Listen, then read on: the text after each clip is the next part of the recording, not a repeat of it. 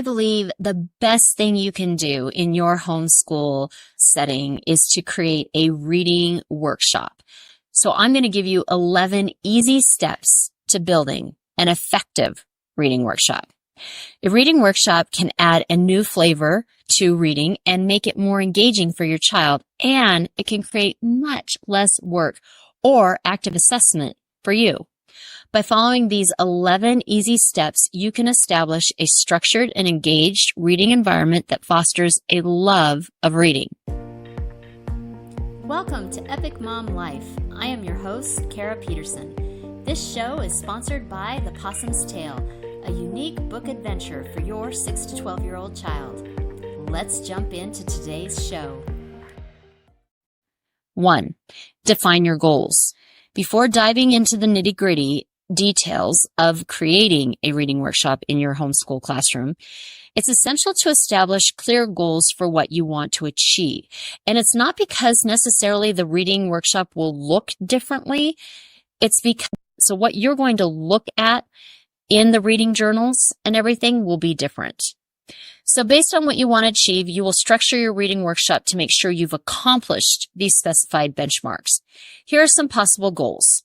Improving comprehension of complex texts, enhancing vocabulary acquisition and word recognition, fostering critical thinking and analytical skills through close reading, developing fluency and accuracy in reading aloud, building confidence and motivation in independent reading.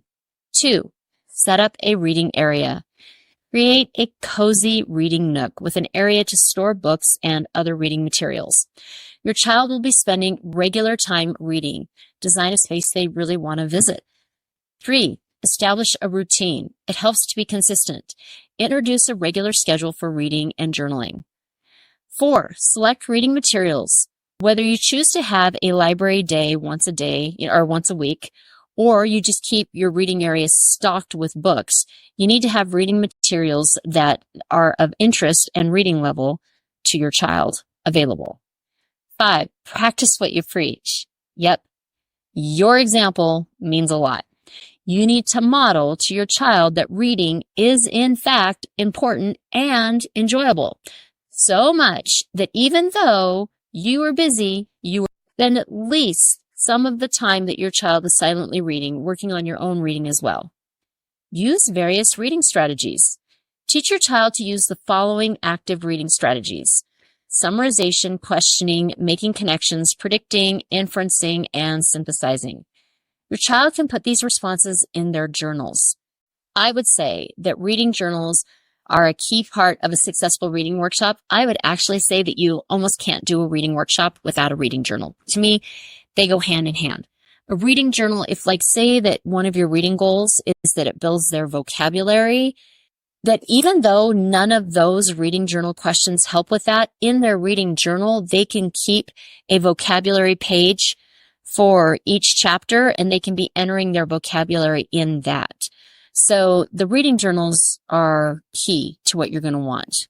It is also in the reading journals that you can have the types of questions that you use to accomplish those goals. So also if you're going to use spelling or anything you're going to be doing, to me, spelling is kind of old-fashioned in a way, and I know that that's not really a popular thing to think, but I like working on vocabulary. I like working on higher-level thinking skills. I talk about Bloom's taxonomy in the reading journals that I talked about in a previous blog, and in December, I'm going to be talking about, right now I haven't finished, but at this moment, I have 35 reading journal prompts for you. And I talk about how you can use the reading journal questions to have your child go up in different levels of critical thinking and thinking skills according to Bloom's taxonomy. So it's amazing what these reading journals can do. 7, foster a love of reading. What do you do when your child doesn't love to read? Try various genres, types of reading materials, and length. You can also look into storybook hunts and start them with the 25 days of books gift idea. Also try audio first. Give them a book on audio. 8, utilize book or reading trackers. Teach your children to keep track of their own progress about the books they are reading. Book trackers come in digital and paper and are easy or more complex. These are fabulous. They have all different kinds. They also serve to show your child how much they have accomplished. So it's kind of like a built-in, woohoo, you've accomplished this. They're really great. 9, encourage student autonomy. Use guided practice, so show them how you want them to respond to their writing. I love rubrics. I will be talking about how to use these and create these in a couple of weeks. I would create a rubric for what the expectations in the reading journals are. Here's an example. Read 5 days a week, 45 minutes each day. Record this in your reading tracker. Each day, make a reading journal entry of at least 3 sentences about your reading that day. At the end of the week, the reading response in your journal should be one complete paragraph that is an opinion paragraph about one of the following: a character, a character's actions, how you feel about something happening at that point in the story, or how you are feeling about the book with solid examples or reasons to back up your feelings.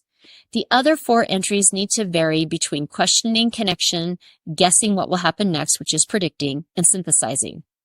Personally, I'm not a fan of summarization. This is fine for younger kids, but the other things that I had them do at that end in that paragraph are all higher level thinking ideas. You can just have them summarize at the end of the week. I just find summarization boring. It's just like vomiting up what they've already read. But again, that is a skill that younger kids do need to learn. And if you have a kiddo that can't remember what they've read 2 days later, like if they get the weekend off, then it is a good idea for them to summarize what's happened so that they can read their journal on that day, and then they can come back on Monday and then they know what they've read. It also enables you to actually monitor your child's progress and know what they're reading and how they're engaging with the text. If you haven't read the book, you can just read those summaries. The rubric allows your students to assess how they are doing and to basically monitor their own academic progress, because within a rubric, you also have points assigned to each task. 10, respond. Some of the journal entries are going to be really enlightening. Some are going to be funny, and some will be so insightful that you will be stunned. Regardless, respond. Your child will love to know that you are interested in their thoughts. You can also respond to your child outside of school time and ask them about their books. Remember, you're reading in front of them. Tell them about your books. Have books be part of a conversation, because that makes the books real. Not the story real, but it makes it something that is real and tangible and something you guys can be having a conversation about. When you ask them what they're reading about, what they're liking, what they're disliking, you're showing them that you are interested. What books would they recommend that you read? My son actually recommended that I read a book series when he was like in 7th grade. He was so excited about this series. He's like, I just know you'll love it. He was so excited. So do they have any books that they would recommend for their friends, but that they wouldn't recommend for you? These are all really interesting things. 11, reflect and adapt. So I would actually say rinse and repeat, because a reading workshop is fabulous. And this is a pretty concise and thorough order of what you should do to create one. However, there will be different methods that do or do not work better with your child. Be flexible. Talk with your kiddo. What do they want to add to their reading time so that the workshop is more theirs? But you can elevate your child's reading time by creating a dynamic and engaging reading workshop in your homeschool classroom. Your child will find reading to be more interactive. The deeper thought that your child gives to their reading will also help to develop crucial communication skills, build empathy, and cultivate a deeper understanding of the text. Embrace the journey of exploration and discovery together, and enjoy. And be sure to check back in December when I have all of those reading journal prompts ready for you so that I can help you and your child get started. The kids' movie quote this week: there are worlds to explore, people to meet, and adventures to have. All you need is a library card. Mr. Dewey in The Page Master.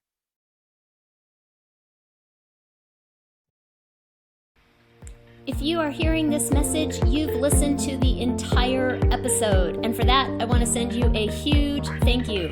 Please leave me a comment or review and share with other moms you know.